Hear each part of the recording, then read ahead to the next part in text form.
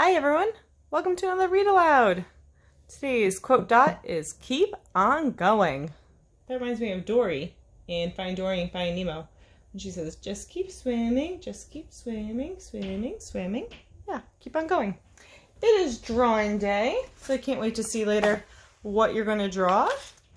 I drew a little dinosaur. Can't wait to see what you're going to draw.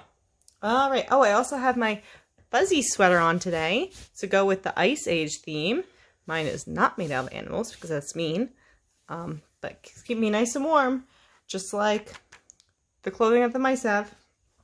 All right, I know this is chapter 8, but it's actually chapter 9. We do chapter 9 and I think 10 today.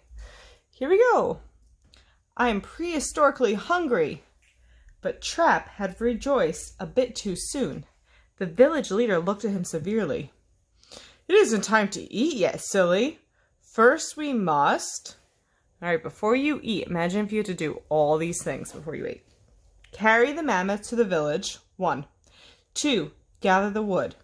3. Light the fire. Each of this takes time. This next one is very gross. 4.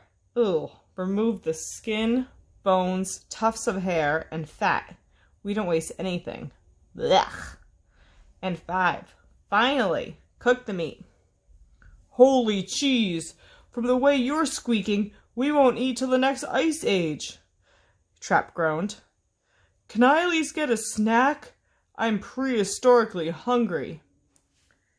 The leader shook his snout. Trapoog, don't even think about it. I don't want to think. I want to eat, Trap replied. I'm prehistorically hungry. Do you know someone in your life that whines like that when they're hungry? I know I do. At that moment, a young rodent approached us. She was carrying a tiny mouseling in her paws. Husband, don't treat these kind rodents this way. Thanks to them, our little ones will be fed. Come to our hut. We don't have much, but we will share it with you. She lifted the leather curtain that served the hut's door and ushered us in. Come in. Our home is your home. Thanks, she sang. Come in. I'm looking at this picture.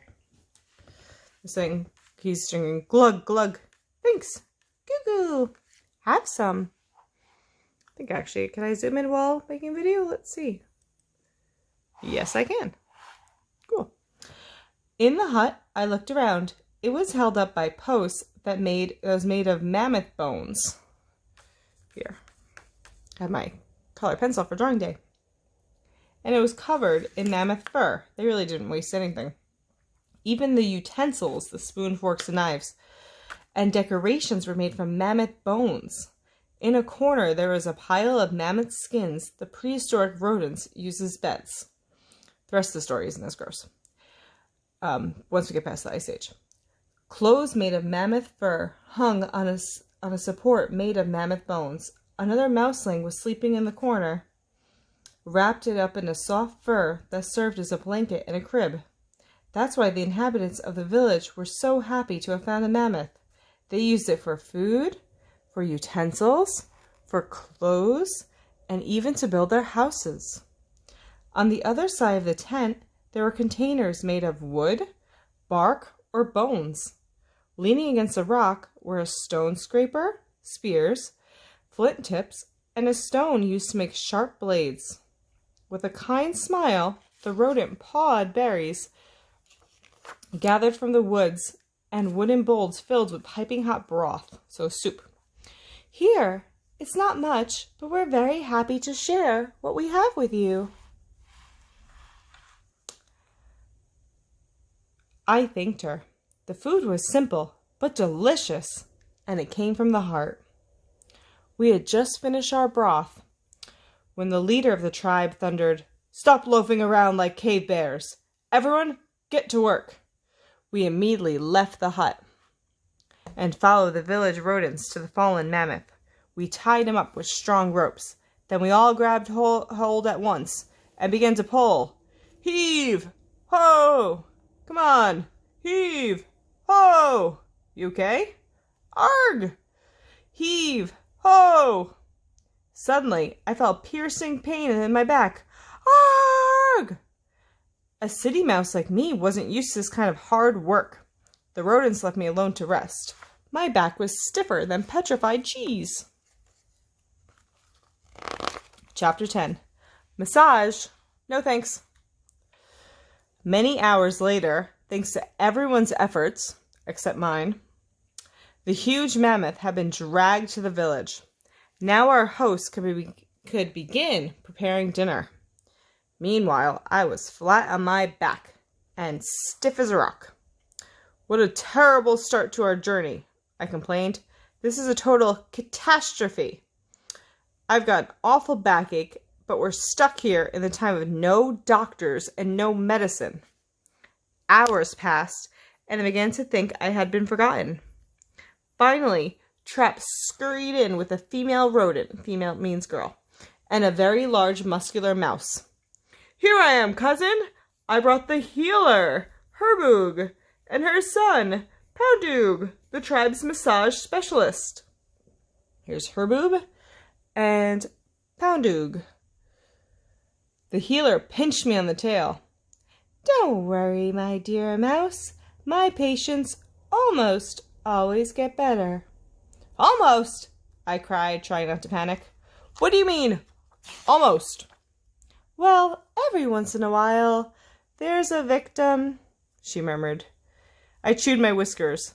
I was in trouble. I will give you a nice bandage out of rotten mammoth fat, and bat urine. She continued. Then my son Powdooge will give you a nice brisk massage. We'll fix you up. Now drink.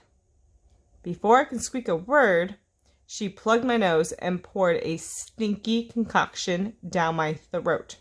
As soon as I swallowed it all, Herboog continued. Stay calm, my dear mouse. My medicine cures everything. Toothaches, bad breath, stinky paws, you named it.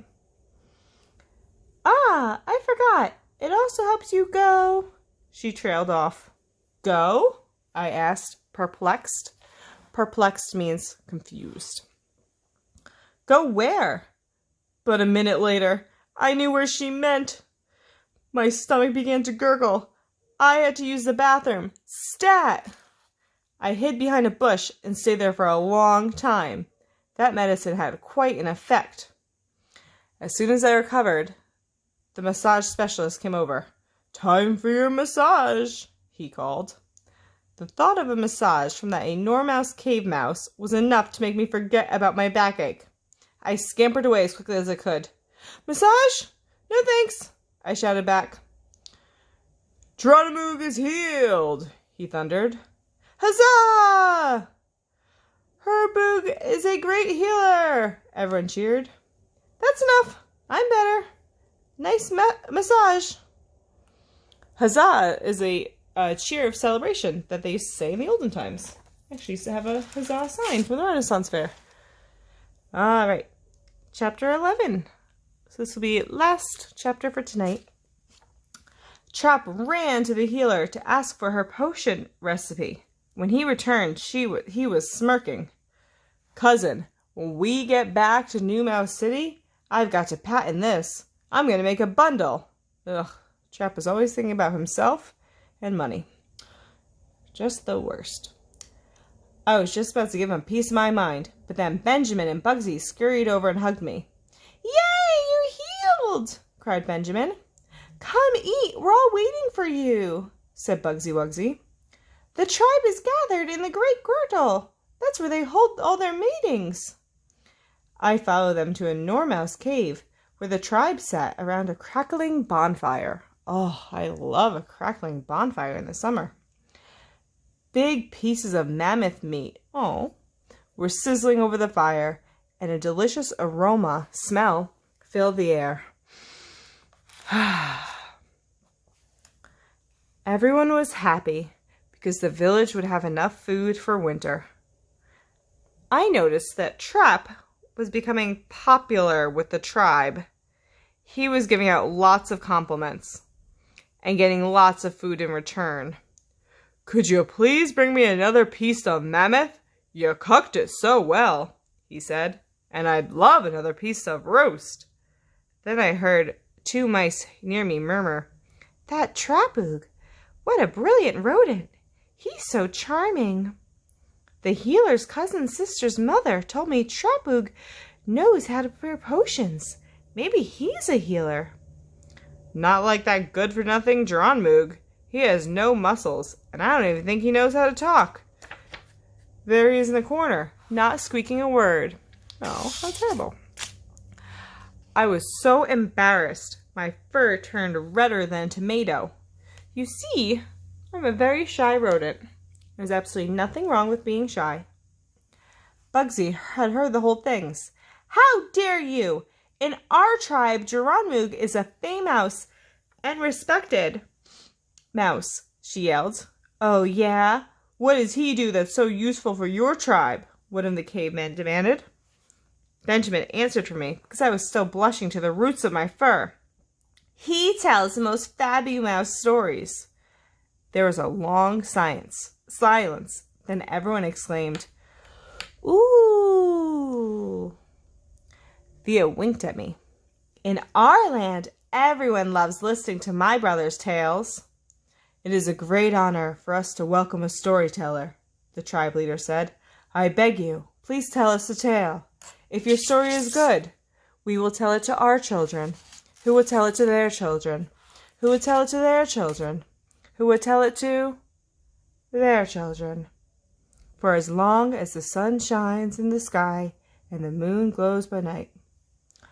I love telling stories. I decided to tell the story of our adventures that day. While I was squeaking, the members of the tribe around me laughed and cried, and a mouse was busily etching and painting pictures on the wall of the cave. This was Aloud, the tribe's artist. Hey, perfect for drawing day. I was honored to see my story shown alongside all the other splendid drawings he'd created. I talked, for hours. Everyone listened to me. Some were even holding their breath. By the end of the evening, Aloud had depicted my whole story on the walls of the cave. And here's a picture of their night. So he's saying, "And the mammoth! Wow! Did you hear? Squeak! Well done! How courageous!" I'll give you a little bit to look at all the details in the picture. Here's the artist drawing the story.